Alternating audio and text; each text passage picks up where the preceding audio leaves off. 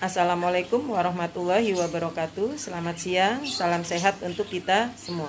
Apa kabarnya Nana? Alhamdulillah ya, sekarang kita bisa ketemu lagi dalam pembelajaran di hari Selasa awal Februari ini. Untuk hari ini kita akan mempelajari materi tentang induksi elektromagnetik dan penerapannya dalam kehidupan sehari-hari. Sebelum kita mulai belajar, marilah kita berdoa terlebih dahulu sesuai dengan agamanya masing-masing dengan cara menundukkan kepala sejenak. Berdoa dimulai. Selesai. Nah, jangan lupa sebelum kita mulai belajar, kalian isi dulu ya daftar hadirnya agar kalian tidak dialpakan nantinya. Adapun KD-nya adalah menerapkan konsep kemagnetan, induksi elektromagnetik, dan pemanfaatan medan magnet dalam kehidupan sehari-hari, termasuk pergerakan atau navigasi hewan untuk mencari makanan dan migrasi. Tujuan pembelajaran hari ini diharapkan yang pertama kalian bisa menjelaskan konsep dari induksi elektromagnetik. Yang kedua, kalian bisa mengidentifikasi alat-alat yang prinsip kerjanya menggunakan induksi elektromagnetik. Yang ketiga, kalian bisa membedakan antara transformator step up dan transformator step down. Dan yang terakhir, keempat, kalian bisa menghitung jumlah lilitan, besar tegangan, dan kuat arus primer dan sekunder pada transformator. Nah, itulah 4 tujuan pembelajaran yang hari ini harus kita capai. Anak-anak, sekarang kalian perhatikan di situ ada gambar dinamo, kemudian ada transformator dan ada generator. Nah, alat-alat itulah alat-alat yang prinsip kerjanya menggunakan induksi elektromagnetik. Nah, anak-anak, tahukah kalian tentang apa itu induksi elektromagnetik? Nah, sekarang anak-anak, marilah kita lanjutkan pelajaran hari ini tentang induksi elektromagnetik. Anak-anak, induksi elektromagnetik itu adalah peristiwa timbulnya kuat arus listrik karena perubahan jumlah garis gaya pada sebuah magnet. Nah, konsep induksi elektromagnetik ini pertama kali dipelajari oleh ilmuwan yang bernama Michael Faraday. Nah, dengan konsep dasarnya yaitu medan magnet dapat menimbulkan kuat arus listrik. Ada 3 faktor yang dapat mempengaruhi besar kecilnya induksi elektromagnetik atau GGL induksi. Yang pertama adalah jumlah lilitan kumparan. Yang kedua adalah kecepatan putaran atau gerak keluar masuknya magnet atau kumparan. Kemudian yang ketiga, kuat medan magnet yang digunakan. Nah, itulah 3 faktor yang dapat mempengaruhi besar kecilnya induksi elektromagnetik. Anak-anak, bagaimana proses terbentuknya GGL induksi atau peristiwa induksi elektromagnetik? Nah, di sini dibutuhkan ada kumparan, kemudian sebuah magnet. Nah, caranya yaitu dengan menggerakkan keluar masuk sebuah magnet ke dalam kumparan. Nah, kemudian bagaimana mengetahui ada arus atau tidak? Di situ ada alat yang namanya galvanometer.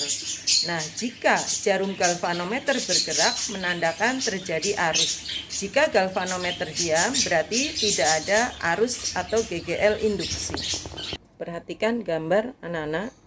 Di situ ada sebuah magnet yang akan digerakkan masuk ke dalam kumparan. Nah, di gambar yang pertama, pada saat magnet digerakkan masuk ke dalam kumparan, maka jarum galvanometer bergerak ke arah kanan, berarti bernilai positif.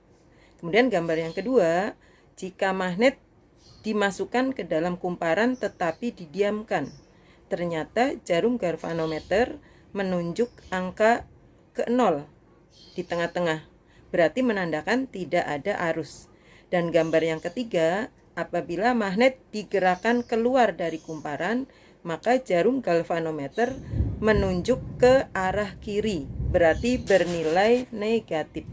Nah, itulah jadi saat digerakkan masuk atau digerakkan keluar, ternyata jarum galvanometer bergerak ke kanan dan ke kiri. Tapi saat didiamkan, jarum galvanometer menunjuk angka di tengah-tengah, berarti menunjuk ke angka 0.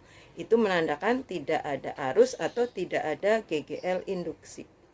Adapun alat-alat yang prinsip kerjanya menggunakan induksi elektromagnetik, diantaranya ada generator, kemudian ada transformator, dan ada dinamo yang di awal pembelajaran sudah ditayangkan gambar-gambar alat tersebut.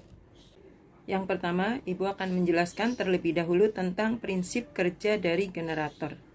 Nah, bagian yang utama dari generator ini ada dua, yaitu kumparan dan sebuah magnet. Sedangkan bagian yang lain seperti ada lampu, kemudian ada sikat dan ada cincin, itu hanya pelengkap saja. Nah, bagaimana prinsip kerjanya? Yaitu dengan cara memutar kumparan di tengah-tengah magnet. Sehingga saat kumparan berputar, maka terjadi perubahan garis gaya magnet yang bisa menimbulkan terjadinya GGL induksi. Nah, di sini berarti ada dua benda yang bekerja, yaitu ada magnet dan ada kumparan. Magnet merupakan bagian yang diam atau disebut stator, sedangkan kumparan merupakan bagian yang bergerak yang dinamakan dengan rotor. Nah, itulah prinsip kerja dari sebuah generator. Kemudian alat yang kedua adalah dinamo. Prinsip kerja dari dinamo ini sama seperti generator, yaitu ada rotor dan ada stator. Hanya di sini dibalik ya. Kalau pada generator, magnet yang diam, kumparan yang bergerak. Kalau pada dinamo, magnetnya yang berputar di sekitar kumparan. Sehingga saat magnet berputar, terjadilah perubahan garis gaya magnet dan diterima oleh kumparan. Sehingga bisa digunakan untuk menyalakan lampu karena timbulnya arus induksi. Nah, dinamo ini biasa digunakan pada sepeda.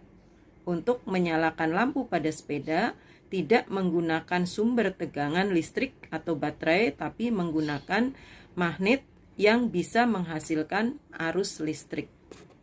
Jadi, antara generator dengan dinamo itu merupakan alat yang sama, yaitu mengubah dari energi gerak menjadi energi listrik, atau bisa disebut juga sebagai mesin pembangkit listrik. Hanya bedanya kalau pada generator dapat menghasilkan listrik dengan tegangan tinggi, sementara kalau pada dinamo hanya menghasilkan listrik dengan tegangan rendah. Anak-anak, sekarang kita lanjutkan alat yang ketiga, yaitu tentang transformator. Apa itu transformator? Transformator merupakan alat yang dapat mengubah tegangan arus AC. Nah, di sini karena merubah tegangan, maka dibedakan menjadi dua. Bisa menaikkan tegangan dan bisa menurunkan tegangan. Untuk menaikkan tegangan disebut trafo step up. Dan untuk menurunkan tegangan disebut trafo step down. Perhatikan anak-anak, di situ ada gambar transformator. Kalian bisa amati apa saja bagian-bagian yang ada di dalam transformator tersebut. Yaitu ada sebuah magnet, kemudian ada inti besi, kemudian ada lilitan primer, lilitan sekunder, dan ada tegangan primer dan tegangan sekunder. Tadi di penjelasan awal disebutkan bahwa trafo itu ada dua macam, ada trafo step down dan ada trafo step up. Nah, apa perbedaannya? Perbedaannya kalau trafo step down itu mempunyai jumlah lilitan primer lebih banyak dari lilitan sekunder, tegangan primer lebih besar dari tegangan sekunder, tetapi kuat arus primer lebih kecil dari kuat arus sekunder.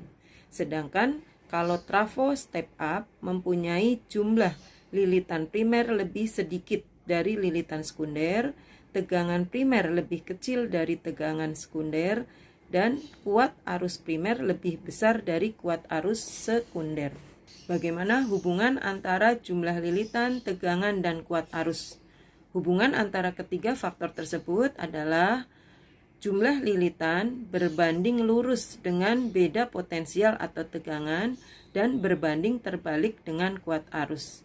Sehingga dirumuskan NP per NS sama dengan VP per VS sama dengan IS per IP.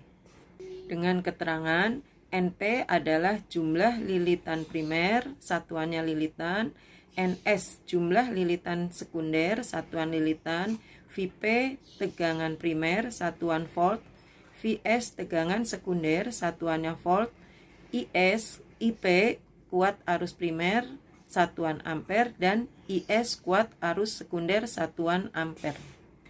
Nah, anak-anak, itulah materi tentang transformator. Apakah ada yang mau ditanyakan? Nanti kalau ada yang mau ditanyakan, kalian tulis di kolom forum Google Classroom. Sekarang kita ke contoh soal. Sebuah mobil mainan anak menggunakan baterai 8 volt. Di dalam mainan tersebut terdapat kumparan yang berputar di antara dua magnet. Ketika mainan dihidupkan, konsep fisika yang diterapkan mainan tersebut adalah A. Rangkaian arus DC, B. Induksi elektromagnetik, C. Rangkaian magnetik, D. Imbas elektromagnetik. Untuk pembahasannya, pada peralatan mainan terdapat dinamo. Pada dinamo, di dalamnya terdapat kumparan yang dikelilingi oleh magnet. Saat mobil mainan bergerak, kumparan berputar sehingga menimbulkan arus listrik yang mengalir pada kumparan. Peristiwa ini sama dengan konsep dari induksi elektromagnetik. Jadi jawabannya adalah yang B. Sekarang kita lanjut ke contoh soal yang kedua. Sebuah trafo ideal memiliki jumlah lilitan sekunder sebanyak 1.200 lilitan dan dialiri arus sebesar 15 ampere. Jika arus yang mengalir pada kumparan primer 5 ampere, berapakah jumlah lilitan primer? Jawabannya yang A 1.800 lilitan, B 2.400 lilitan, C 3.600 lilitan, D 4.000 lilitan. Nah, sekarang kita cari jawabannya, yaitu yang pertama diketahui terlebih dahulu, ditulis, yaitu NS sama dengan 1.200 lilitan, kemudian IS sama dengan 15 ampere, IP sama dengan 5 ampere, dan yang ditanyakan adalah NP. Kemudian untuk menjawab yang pertama kita tulis dulu rumusnya, NP per NS sama dengan IS per IP. Lalu angkanya kita masukkan, NP per NS-nya sama dengan 1.200, berarti NP per 1.200 sama dengan IS-nya 15 ampere per IP 5 ampere.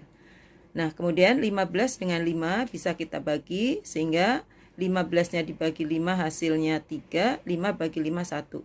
Jadi hasilnya NP sama dengan 3 per 1 dikali 1.200 sama dengan 3.600. Jadi jawabannya yang C.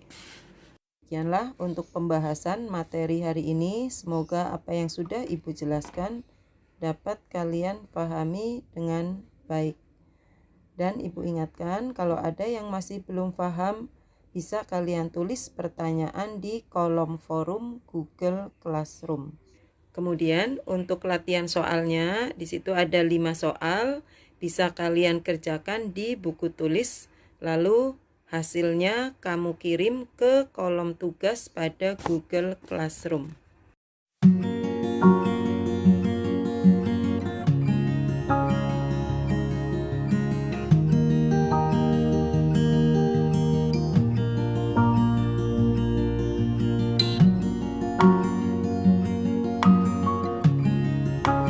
Untuk mengakhiri kegiatan hari ini, marilah kita menundukkan kepala sejenak, berdoa agar ilmu yang kita peroleh hari ini dapat bermanfaat. Berdoa mulai. Berdoa selesai. Dan untuk mengakhiri kegiatan, kita membaca Alhamdulillahirabbil alamin. Wassalamualaikum warahmatullahi wabarakatuh.